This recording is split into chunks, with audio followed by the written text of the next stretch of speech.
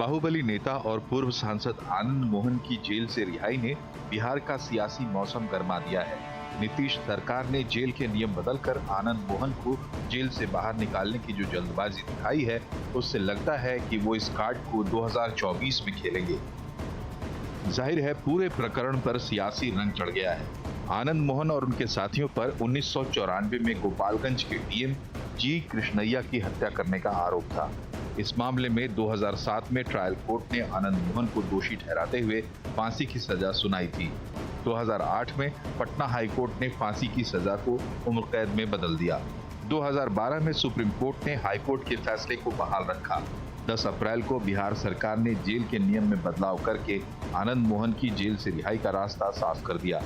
Court ने on duty सरकारी कर्मचारी की हत्या के जुर्म में आनंद मोहन को सजा सुनाई थी। नीतीश सरकार ने जेल के कानून में इसी लाइन को हटा दिया। जी कृष्णैया का परिवार आनंद मोहन की रिहाई से दुखी है और इसके खिलाफ सुप्रीम कोर्ट में अपील करने पर विचार कर रहा है। विनती करते हैं प्राइम मिनिस्टर जी को भी और प्रेसिडेंट जी को भी थोड़ा सा इंटरवीन करके इसको वापस लेना बोल के नीतीश जी को बोलेगा बोल के हम विनती कर रहा है। गवर्नमेंट कुछ आगे जाके कुछ डिसीजन नहीं लेती है और उनके थ्रू उनके बेनिफिट के हिसाब से अगर जाती है तो डेफिनेटली हमको अपील करना पड़ेगा प्राइम मिनिस्टर और प्रेसिडेंट ऑफ इंडिया से और सुप्रीम कोर्ट भी जाएंगे अपील करने के लिए। आनंद मोहन की रिहाई को लेकर नीतीश सरकार सवालों के घेरे में है, लेकिन जेडीयू और उसकी सहयोगी आरजेडी आनंद मोहन की रिहाई को नियम कानून के मुताबिक बता रही हैं। यह सब कानूनी प्रक्रिया है। हम लोग न्यायालय के फैसले का, कानून का सम्मान करते हैं। इसको अन्यथा ही कुछ लोग राजनीति से जोड़कर देख रहे हैं ताकि उनका राजनीतिक लाभ हो सके। हमें नहीं लगता है कि इसमें इतने हाई तौबा मचाने की जरूरत है। आनंद मोहन जी ने पूरी सजा 15.5 वर्षों तक जेल में काटी है और जेल में रहते हुए जो उनका आचरण रहा एक सभ्य नागरिक वाला, वो एक आदर्श प्रस्तुत उन्होंने किया है। लेकिन आनंद मोहन की रिहाई के मामले में बीजेपी दुविधा में दिखाई दे रही है। बीजेपी के नेता नीतीश सरकार को घेर रहे हैं, लेकिन आनंद मोहन की रिहाई का खुलकर विरोध नहीं कर पा रहे। आपने जेल मैनुअल को ट्वीक किया, उसमें संशोधन किया, उसमें सुधार किया। केवल 2024 के लोकसभा चुनाव में वोट लेने के लिए अपराधियों को छोड़ा गया ताकि वो अपराधी जो हैं राष्ट्रीय जनता दल और जनता दल की मदद कर सके। आनंद मोहन जी तो बेचारे इतने साल सजा भुगत लिए, अगर उनको रिहाई हुआ तो कोई बड़ी बात नहीं है। लेकिन AIMIM के अध्यक्ष असदुद्दीन ओवैसी इस मामले में नीतीश सरकार को बख्शने के मूड में नहीं दिखे। ये गलत मैसेज दिया जा रहा है कमजोर वर्ग के लोगों को और खासतौर से दलित परिवार को, खासतौर से बिहार के वो पब्लिक सर्वेंट को जो जनता की खिदमत करते हैं।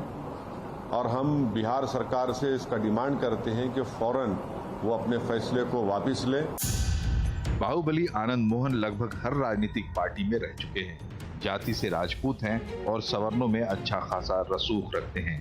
सवाल ये है कि क्या उनके इसी रसूख के कारण नीतीश सरकार ने उन्हें जेल से निकालने में इतनी जल्दबाजी दिखाई।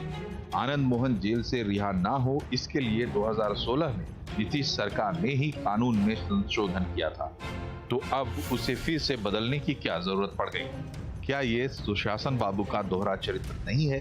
क्या आनंद मोहन के जरिए ही राजपूतों के वोटों को साधा जा सकता है? सवाल बीजेपी से भी है। वो आनंद मोहन की रिहाई का खुलकर विरोध क्यों नहीं कर रही?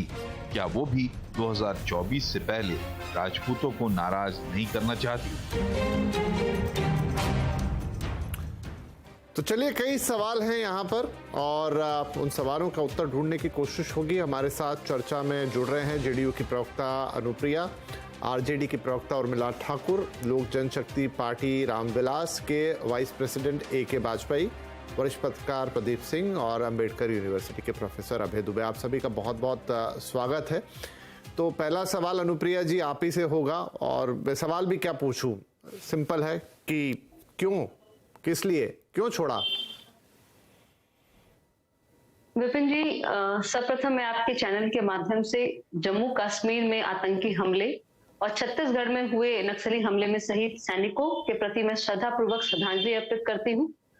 और देश की जो बेटियां, भारत की का मान सम्मान और गौरव बढ़ाने वाली बेटियां पहलवान जो अपनी अस्मिता की लड़ाई जंतर मंतर पर लड़ रही हैं, मैं अपनी पार्टी की तरफ से उनका समर्थन करती हूँ। दूसरी में आपके सवालों का मैं जवाब देती हूँ। आपने कहा कि क्यों, क्या ये रिहाई की जो बात हो रही है, तो मैं आपको थोड़ा सा इतिहास में, मैं कुछ देर पहले आपके डिबेट में मैं सुशील मोदी जी के बयान को सुन रही थी और मैं देश की जनता को बता देना चाहती हूँ कि सुशील मोदी जी ने ही 2023 में 13 फरवरी को उन्होंने मांग किया, अपने ट्वीट में कई ट्वीट उन्होंने किया था, उस दिन 3 ट्वीट उनके द्वारा किया गया है, फेसबुक पोस्ट पे भी। उसमें उन्होंने कहा है कि आनंद मोहन 14 साल से अधिक की सजा काट चुके हैं, वो बंदी के रूप में उनका आचरण भी अच्छा रहा है, उन्हें रियायत दे करके रिहा करने का कानूनी, आप गौर कीजिएगा मेरी बातों को, कानूनी विकल्पों पर सहानुभूति पूर्वक विचार करना चाहिए।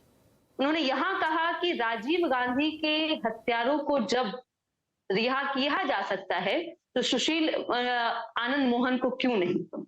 इनफैक्ट अपने उन्होंने ट्वीट में यह कहा कि हत्याकांड में उनकी कोई भूमिका नहीं थी। आज से मतलब वर्ष 2023 में फरवरी में उन्होंने यह ट्वीट की और मांग की, बेजाबते उन्होंने अपने वक्तव्य में यह कह दिया कि वो दोषी भी नहीं है। अब सुशील मोदी जी ये हाय तौबा कह रहे हैं, ये दोहरा चरित्र जो है ये बीजेपी का है, ये हमारा नहीं है। एक मिनट, पहली बात, एक मिनट ये परिहार